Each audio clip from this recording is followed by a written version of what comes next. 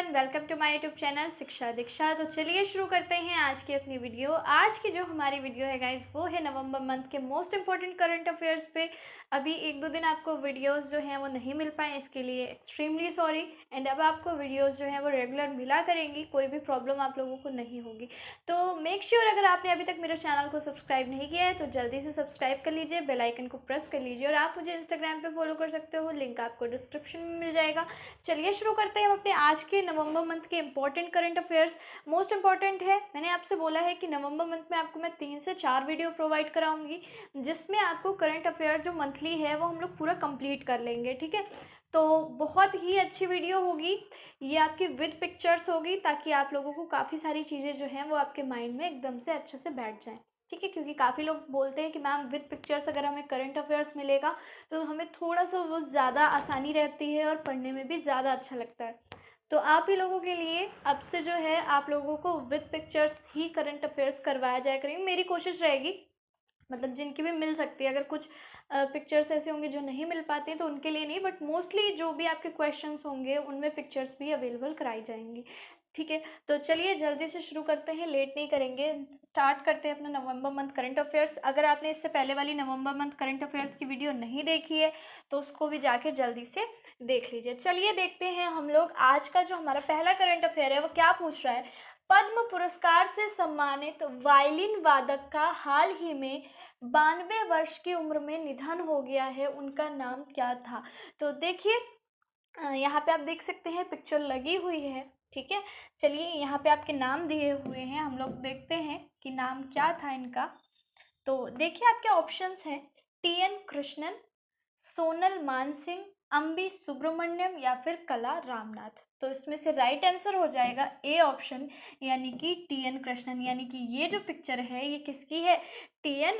कृष्णन की है। इनको पद्म पुरस्कार से सम्मानित किया गया था। ठीक है, इसके अलावा और भी पुरस्कार जो है काफ़ी सारे पुरस्कारों से सम्मानित किया जा चुका है।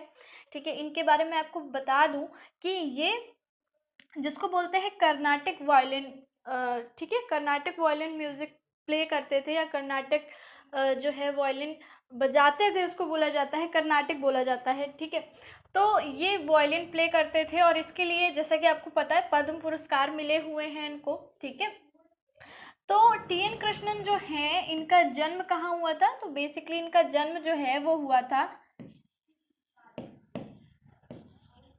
कोचीन में। ठीक है, जिसे हम कोच्चि भी बोलते हैं, आप लोग जानते होंगे। ठीक है, तो कोचीन यानी कि आप समझ गए होंगे मैं किस स्टेट की बात कर रही हूँ, मैं बात कर रही हूँ केरला की। अब जल्दी से मुझे कमेंट में बताइए कि केरला के प्रेजेंट टाइम के सीएम कौन है। ठीक है, केरला के प्रेजेंट टाइम के सीएम कौन है, साथ में मुझे बताइए कि केरला के राज्यपाल कौन है। ठीक, चलिए तो ये हो गया हमारा राइट आंसर कि पद्म पुरस्कार से सम्मानित वायलिन वादक जो है इनके अभी 92 वर्ष की उम्र में निधन हुआ है। अभी ये 92 वर्ष के थे और तभी इनकी डेथ हुई है। ठीक है, नाम याद रखिएगा, क्या नाम है, टी.एन. कृष्णन। ठीक है, नाम क्या है इनका, टी.एन. कृष्णन। चलिए आते हैं नेक्स्ट पे। नेक्स्ट क्वेश्चन हमारा क्या कह रहा है, देखिए लिखा हुआ है भारतीय मूल की प्रियंका राधा कृष्णन को हाल ही में किस देश में मंत्री बनाया गया है। ठीक है, आपका क्वेश्चन है कि भारतीय मूल की प्रियंका राधा कृष्णन को हाल ही में किस देश में मंत्री बनाया गया है। तो देखिए आपके ऑप्शंस हैं जापान, चीन, न्यूजीलैंड और रूस। ठीक है, तो हम लोग देख लेते हैं हमारा राइट आंसर क्या हो जाएगा।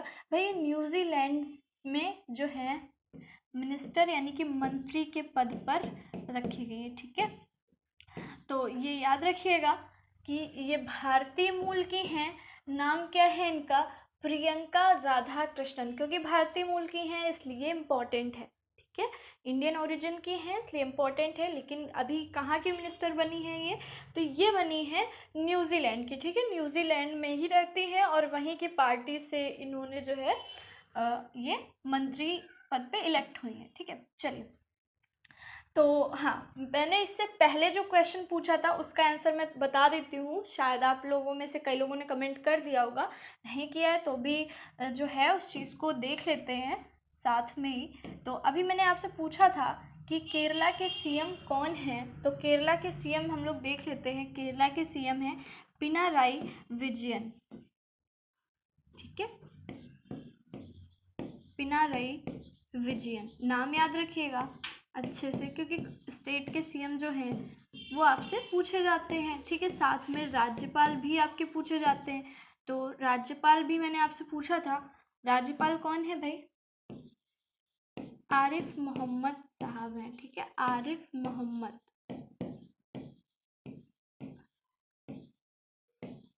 तो ये हैं केरला के राज्यपाल। ये इनके बारे में तो जितना भी बोला जाए कम है, बिकॉज इनको जो है, मैंने पहले भी आप लोगों को कई बार बताया है कि इनकी जो शख्सियत है वो अपने आप में काफ़ी अलग है। आपने ये देखा होगा, अगर नहीं देखा है तो ज़रूर देखिएगा। इनका एक शो पड़ा हुआ है, वो आपको यूट्यूब वगैरह हर जगह मिल जाएगा। आरिफ मोहम्मद का एक इंडिया टीवी पे जो आपने देखा होगा, रजत शर्मा के साथ आता है ना शो, तो वो वाला इनके साथ किया गया था, आरिफ मोहम्मद के साथ वो शो किया गया था, और वो बहुत ही ज़्यादा अच्छा, उसमें आप देखिएगा इनकी थिंकिंग बहुत ज़्यादा अच्छी है। ठीक, तो ये है केरला के राज्यपाल, और पिनाराई विजयन क्या है? सीएम है। चलिए, ये हो गया हमारा पिछले वाले क्वेश्चन का जो मैंने आपसे पूछा है उसका आंसर। ठीक है, चलिए अब देख लेते हैं इस क्वेश्चन की तरफ फिर से चलते हैं। तो ये क्वेश्चन हमारा क्या था? कह रहा था कि भारतीय मूल की प्रियंका राधाकृष्णन को हाल ही में किस देश का मंत्री बनाया गया है? तो न्यूजीलैंड के बनाए गए हैं। ठीक है, कहाँ की बनाई गई? न्यूजीलैंड की बनाई गई हैं। चलिए मुझे कमेंट में जल्दी से बताइएगा न्यूजीलैंड की कैपिटल का क्या नाम है। ठीक है, न्यूजीलैंड में कौन सी करेंसी चलती है, ये भी मुझे कमेंट में बताइएगा। ये आप लोगों के लिए एक होमवर्क है। ठीक है, तो ये साथ साथ में जो है हम लोग बात भी करते चला करेंगे इन सारी चीज़ों पे। अब देखिए नेक्स्ट क्वेश्चन क्या कह रहा है। नेक्स्ट क्वेश्चन कह रहा है, भारतीय रेलवे ने हाल ही में किस अभियान की शुरुआत की है जिससे ट्रेन में अकेली महिला को यात्रा के दौरान पूर्ण सुरक्षा एवं हर संभव सहायता प्रदान करने का संकल्प लिया है? देखिए इसके बारे में बता दूं आपको, कई लोग होते हैं, कई गर्ल्स ऐसी होती हैं जिनको अकेले ट्रैवल करना पड़ता है, ट्रेन हो गया या फ्लाइट पे हो गया या बस में हो गया।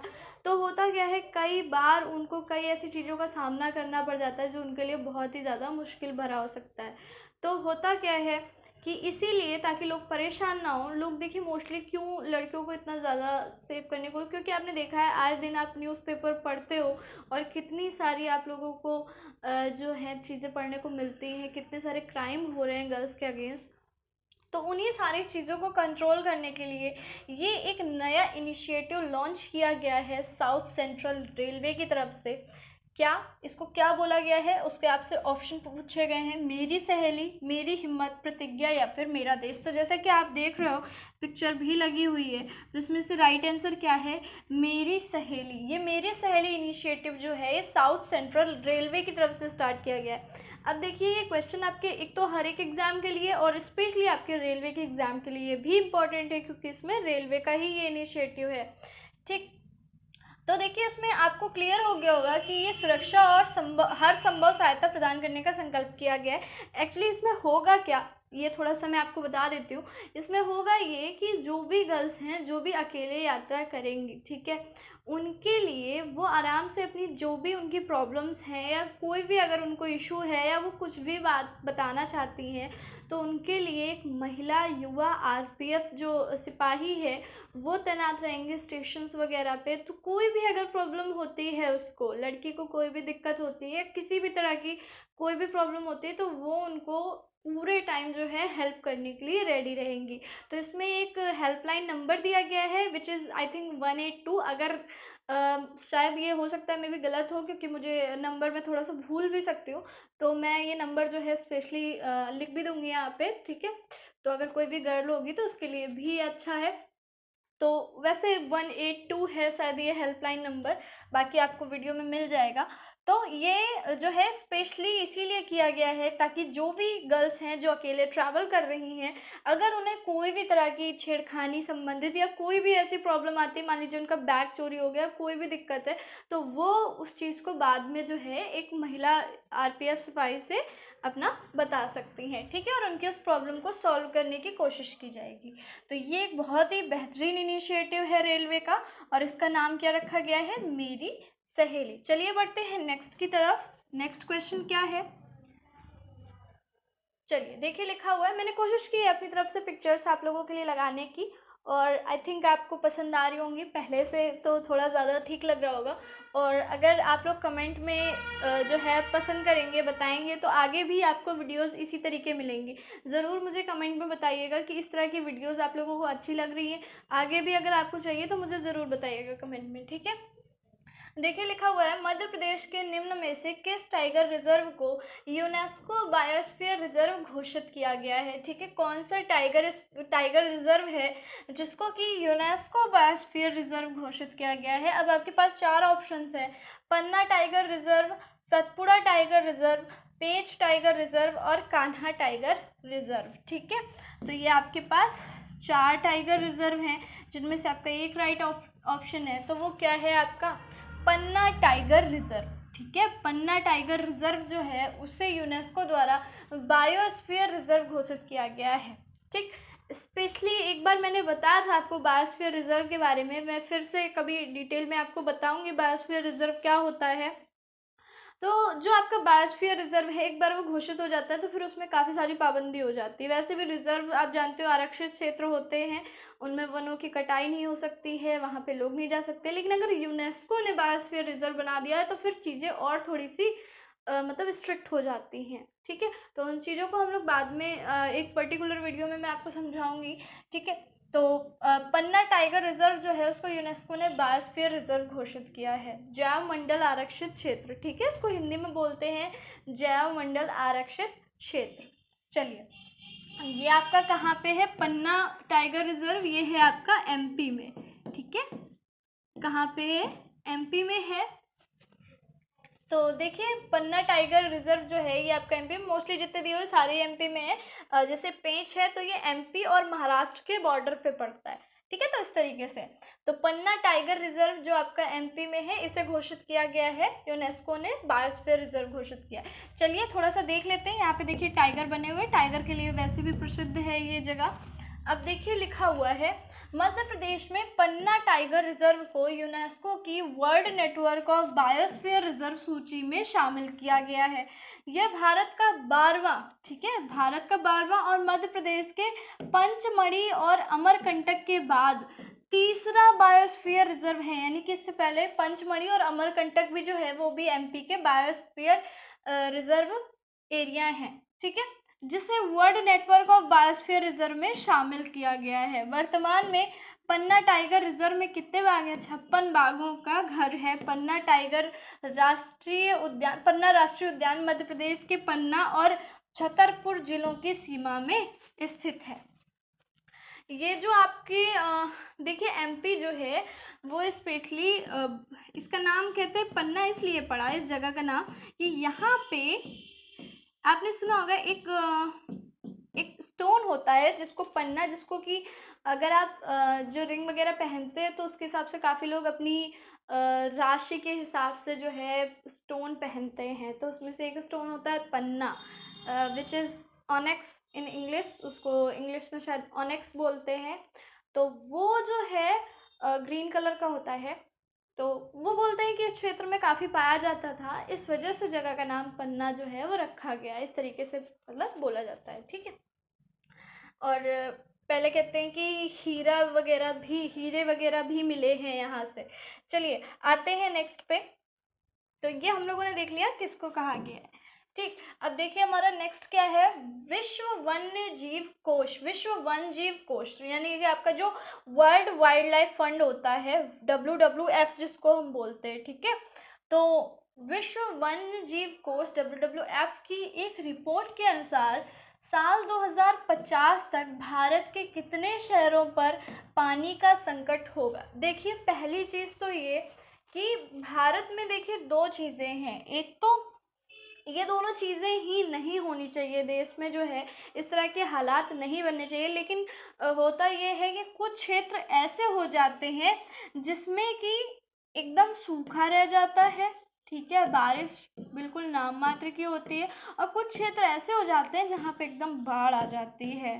ठीक है। तो ये दोनों चीज़ें जो हैं ये स्थिति में क्या कर देती हैं, बहुत ही बड़ी संकट ले आती हैं, ठीक है, बहुत ही बड़ा संकट ले आती हैं और फिर जो है बहुत ज़्यादा प्रॉब्लम हो जाती है। जैसे कि राजस्थान के कुछ इलाके अपने आप में बहुत सूखाग्रस्त हैं, ठीक है, मारवाड़ के स्पेशली इलाके जो हैं, गुजरात के कुछ इलाके सूखाग्रस्त हैं, इसके अलावा और भी जगहों के कुछ इलाके सूखाग्रस्त हैं, ठीक है। इसके अलावा कुछ जगह ऐसी हैं जहाँ एकदम अचानक से बाढ़ आ जाती है, ठीक। तो ये सारी चीज़ें अपने आप में बहुत ही ज़्यादा ख़राब है, लेकिन भारत में ये दोनों चीज़ों से बहुत ज़्यादा जूझता रहता है।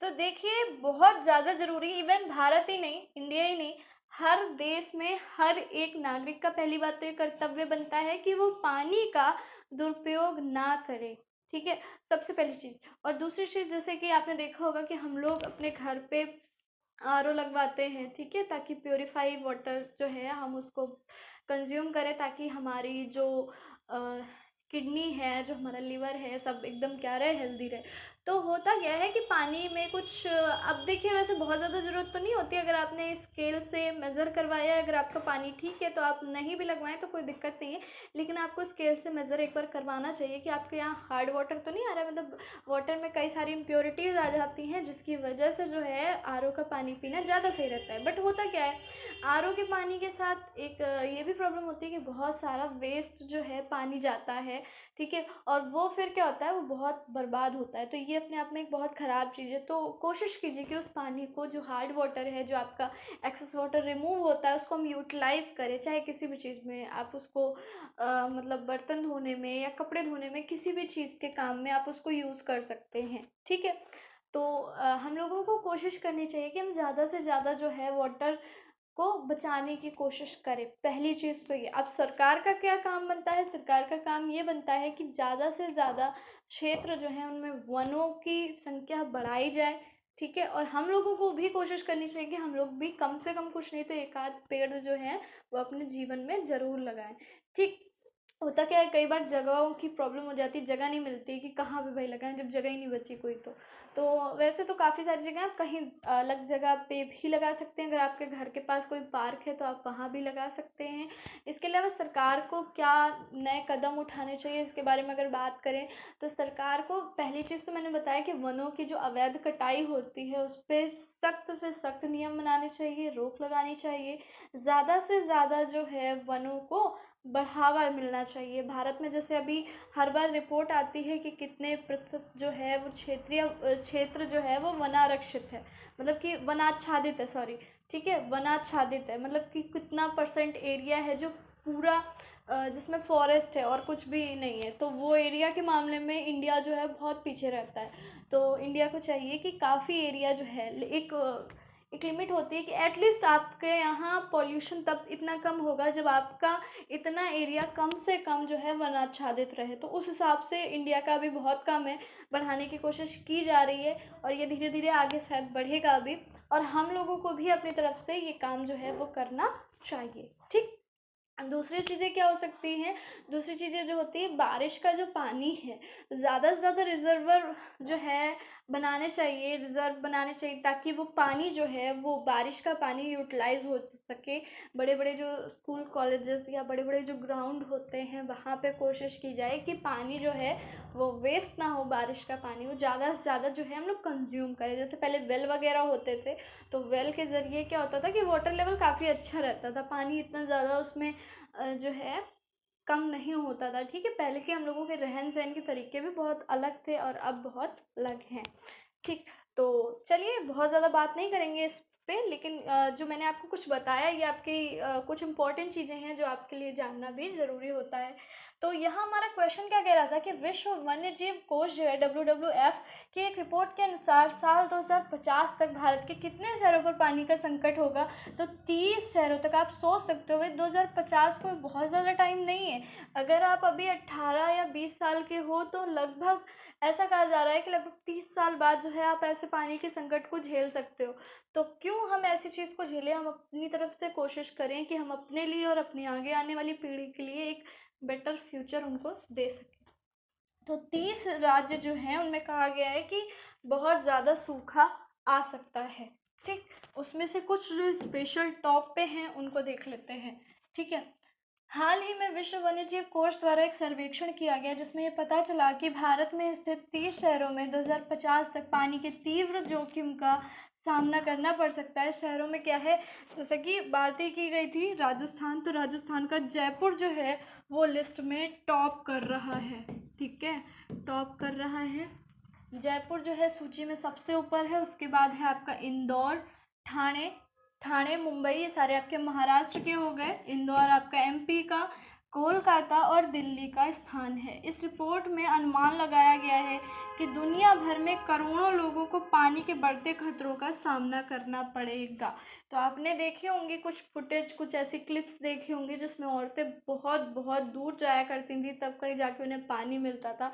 हालांकि मोदी जी ने अभी चलाया ना कि हर घर जल, तो वो हर घर जल तो मिलेगा, लेकिन अगर वाटर लेवल पे ही पानी नहीं होगा तो कैसे उस चीज़ को पहुंचाया जाएगा। ठीक है, जब वाटर लेवल ही नहीं होगा, वाटर ही नहीं होगा, तो कैसे हर घर जल जो है उसको बनाया जा सकेगा, उसको सफल किया जा सकेगा। तो बहुत ज़रूरी है कि सरकार तो जो कर रही है वो कर रही है, कैसे कर रही है। आधा काम आपको पता है, सरकारी काम तो ऐसे ही होता है, धीरे धीरे होता है, कुछ काम सही होता है, कुछ काम जो है ऐसे ही चलता है। लेकिन हम लोगों को भी अवेयर होना होगा।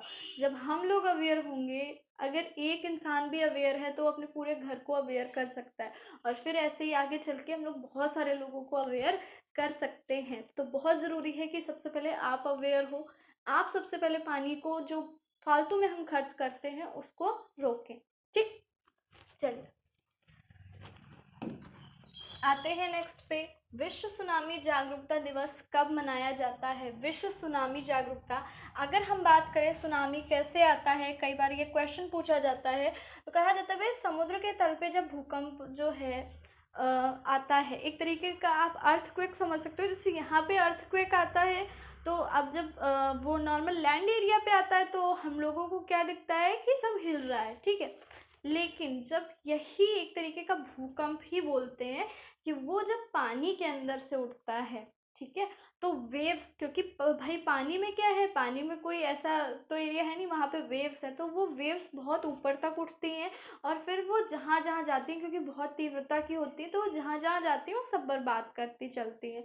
ठीक है, तो ये जो है विश्व सुनामी जागरूकता की हम कैसे सुनामी से अवेयर रहें, तो वर्ल्ड सुनामी अवेयरनेस डे। आपको देखिए यहाँ पे ये जो मैंने इमेज लगाई है 2016 का लिखा है, इसको ध्यान मत दीजिए, वो फोटो में जो है 2016 वाली मिली थी मुझे। बट ये जो आपका अभी मनाया गया है, तो ये आपका कब मनाया गया? 5 नवंबर 2020 को मनाया गया है। ठीक है, ये फोटो कुछ पुरानी वाली है, उस पर ध्यान मत दीजिएगा। तो 5 नवंबर 2020 को आपका वर्ल्ड सुनामी अवेयरनेस डे जो है वो इस बार मनाया गया। ठीक है, 5 नवंबर याद रखिएगा, आपका राइट आंसर क्या हो जाएगा? 5 नवंबर हो जाएगा। तो विश्व सुनामी, मैंने आपको बताया सुनामी आपका किस तरीके आता है, वैसे आप सभी लोग पता होगा, लेकिन इससे एक क्वेश्चन पूछा जाता है इसलिए हमने आपको बता दिया। और ये देखिए, ये इसका वर्ल्ड सुनामी अवेयरनेस डे का ये इस तरीके से लोगो जो है वो बनाया जाता है। ठीक, चलिए नेक्स्ट पे देखिए, इसका थोड़ा सा देख लीजिए। इस दिन का उद्देश्य आपदाओं के खिलाफ अधिक से अधिक जान माल बचाने के लिए राष्ट्रीय और सामुदायिक स्तर पर ऐसी रणनीतियों के निर्माण को प्रोत्साहित करना है जिससे कि स्थानीय आपदा जोखिम में कमी आए। ठीक है, मतलब होता क्या है, अब देखिए आप सुनामी को तो नहीं रोक सकते हो आने से, लेकिन आप ये कर सकते हो कि अगर आपको पता, देखिए अब जो है बहुत ज़्यादा साइंटिस्ट जो है बहुत ही ज़्यादा उन्नति कर चुके हैं, पता चल जाता है कि भाई क्या अभी कैसी हलचल आने वाली है, कहाँ सुनामी आने वाला है, काफ़ी पहले से लोग पता कर लेते हैं। ठीक है, और फिर भी अगर ऐसी नहीं भी पता चलता है तो भी ऐसा लोगों को अवेयर करना है कि वो कैसे खुद की और दूसरों की भी जान जो है, जान माल मतलब कि उनके जो घर हैं उनको भी सुरक्षित रखा जा सके, उनके उनकी अपनी जान को सुरक्षित रखा जा सके, उनकी जान को। ठीक है, तो आपने देखा होगा कि होता क्या है, जब भी कहीं बाढ़, सुनामी, इस तरह की कोई भी प्राकृतिक आपदाएं आती हैं तो काफ़ी सारे ऐसे लोग होते हैं, काफ़ी सारे सैनिक भी मदद करते हैं, बहुत तरह से उन लोगों को मदद जो है दी जाती है, कैंप्स बनाए जाते हैं उनके लिए जिनके कि घर बर्बाद हो गए होते हैं, सरकार की तरफ से पूरी मदद दी जाती है, खाने वगैरह दिया जाता है, और जो दबे हुए मलबों में दबे हुए लोग होते हैं उनको भी कैसे भी करके उनको बचाया जाता है। तो ये सारी चीज़ें सिखाई जाती हैं लोगों को कि किस तरीके से आपको क्या करना है। ठीक है, चलिए इसको बोलते हैं डिज़ास्टर मैनेजमेंट। ठीक है, तो इसके कोर्स होते हैं, इसके कोर्सेज जैसे कि ओपन यूनिवर्सिटीज़ भी कराती हैं, आप पता भी कर सकते हो अगर आप करना चाहो, इंटरेस्टेड हो तो डिज़ास्टर मैनेजमेंट का कोर्स होता है, उसमें आपको सिखाते हैं कि कैसे डिज़ास्टर अगर कोई भी आता है तो कैसे हमें उससे बचना होता है, क्या क्या चीज़ें होती हैं, वो सब सिखाया जाता है। तो इस पूरे डे का उद्देश्य यही है कि कैसे जो है स्थानीय आपदा जोखिम में कमी आए। ठीक है, जापान में सुनामी शब्द का सबसे पहली बार उपयोग 1000 साल पहले हुआ था। दिसंबर 2015 में संयुक्त राष्ट्र महासभा ने 5 नवंबर को विश्व सुनामी जागरूकता दिवस के रूप में मनाने के बारे में घोषणा जारी की थी। ठीक, चलिए आते हैं नेक्स्ट पे। 4 नवंबर 2020 को किन दो देशों की नौसेनाओं ने संयुक्त रूप से कैरेट CARAT, अभी देखिए अगर आपने नहीं देखा हो तो उसको देख लीजिएगा। मैंने काफ़ी सारी इंपॉर्टेंट एक्सरसाइज, चाहे वो आपकी आर्मी एक्सरसाइज हो, चाहे वो आपकी नेवल एक्सरसाइज हो, मैंने इम्पॉर्टेंट सारी एक्सरसाइज आपके एक वीडियो में कवर की हैं। नहीं देखा है तो उस वीडियो को ज़रूर देख लीजिएगा। ठीक है, उस वीडियो से आपको काफ़ी हेल्प मिलेगी। तो लेकिन कुछ एक्सरसाइजेज जो बच गई हैं तो वो साथ में चलते रहेंगे। जैसे कि अभी आपकी एक ही एक्सरसाइज है कैरेट, तो ये आपकी मेनली इंडिया की नहीं है, इसलिए जो है नहीं, आपकी जितनी भी एक्सरसाइज हमने कराई है वो इंडिया और उसकी किसी नेबरिंग कंट्रीज़ या फिर किसी यूरोपियन कंट्री के साथ ही हुई है। तो ये जो आपकी है 4 नवंबर 2020 को किन दो देशों की नौसेनाओं ने संयुक्त रूप से कैरेट नौसेना अभ्यास शुरू किया है। क्योंकि ये इंडियन नहीं है लेकिन फिर भी इम्पोर्टेंट है, आपकी पूछी जा सकती है क्योंकि आपकी नेबरिंग कंट्री जो है इसमें इन्वॉल्व है, तो नेबरिंग कंट्रीज से भी क्वेश्चन पूछे जाते हैं। तो बांग्लादेश और संयुक्त राष्ट्र अमेरिका यानी कि यूएसए, बांग्लादेश और अमेरिका की नौसेनाओं ने अभी साथ में ये अभ्यास शुरू किया जिसका कि नाम क्या रखा गया है, कैरेट। ठीक है, देख लीजिए। 4 नवंबर 2020 को संयुक्त राज्य अमेरिका और बांग्लादेश की नौसेनाओं ने संयुक्त रूप से cooperation afloat readiness and training, जो कि आपका पूरा नाम है, कैरेट का फुल फॉर्म है cooperation afloat readiness and training Bangladesh 2020, ये शुरू किया ताकि इन दोनों देशों के आपसी रिश्तों को व्यापक बनाने के साथ ही इन दोनों देशों के बीच समुद्र संबंधी जागरूकता को बढ़ाया जा सके। इस कैरेट एक्सरसाइज में विभिन्न प्रकार के व्यावसायिक आदान प्रदान के साथ साथ दोनों देशों के लोगों के बीच बातचीत और आपसी तालमेल को भी शामिल किया गया है। ठीक है, चलिए नेक्स्ट देखिए क्या लिखा हुआ है कि हाल ही में राष्ट्रपति विद्या देवी भंडारी, जानते हैं ना आप, नेपाली राष्ट्रपति हैं, ने किसे नेपाली सेना के जर्नल के मानद रैंक से सम्मानित किया है। ठीक है, नेपाली सेना के जर्नल के मानद रैंक से, तो ये एक इंडियन है, बहुत ही वेल रिस्पेक्टेड। देख लीजिए, प्रधानमंत्री नरेंद्र मोदी हो या रक्षा मंत्री राजनाथ सिंह है या फिर CDS जनरल बिपिन रावत है या फिर भारतीय सेना प्रमुख जनरल मनोज मुकुंद नरवणे है, तो यही आपका राइट आंसर हो जाएगा, भारतीय सेना प्रमुख जनरल मनोज मुकुंद नरवणे। इन्हीं को क्या बनाया गया है, इनको मतलब क्या दिया गया है, किससे सम्मानित किया गया है, विद्या देवी भंडारी ने नेपाली सेना के जर्नल के मानद रैंक से सम्मानित किया है। तो ये आपके लिए एक इम्पॉर्टेंट चीज़ है। देखिए, अभी आपको पता होगा थोड़े दिन पहले क्या हो रहा था कि ओली कुछ ना कुछ ऐसे बयान दे रहे थे जिनके काफ़ी ट्रोल भी हुए थे, बहुत मजाक भी उड़ाया गया था। जैसे कि उन्होंने एक तो सबसे ज़्यादा फ़नी बयान दिया था कि अयोध्या नेपाल में है। ठीक है, जो आप पूजा करते हो वो अयोध्या नहीं है, अयोध्या हमारे नेपाल में है। ठीक है, तो लोगों ने काफ़ी सारे फ़नी ट्रोल बनाए थे कि नेपाल में सब कुछ है, पूरी दुनिया है। ठीक है, तो इस तरीके के लेकिन देखिए जो अब किया जा रहा है उसका एक रीज़न क्या है, क्योंकि नेपाल को भी थोड़ा सा क्लियर हो गया है कि हम जो है चाइना, ज़रा ये है ना कि चाइना के साथ कभी कभी नेपाल भूल जाता है, थोड़ा उसको लगता है कि हाँ हमारी यहाँ से ज़्यादा अच्छी दोस्ती है, जबकि भारत हमेशा से नेपाल का बहुत बड़ा सहयोगी राष्ट्र रहा है। तो अब ये जो सारे काम किए जा रहे हैं इसीलिए, ताकि भारत के साथ जो मैत्री है वो पहले की तरीके बनाई जा सके। भारतीय सेना प्रमुख जनरल मनोज मुकुंद नरवणे को दिया गया है। नेपाल से मुझे याद आया, एक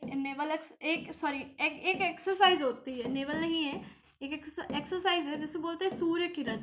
वो पूछा जाता है, बहुत पूछी जाती है कि किस देश के साथ होती है, तो इंडिया और नेपाल की है, इंडिया और नेपाल की है, याद रखिएगा। चलिए आते हैं नेक्स्ट पे।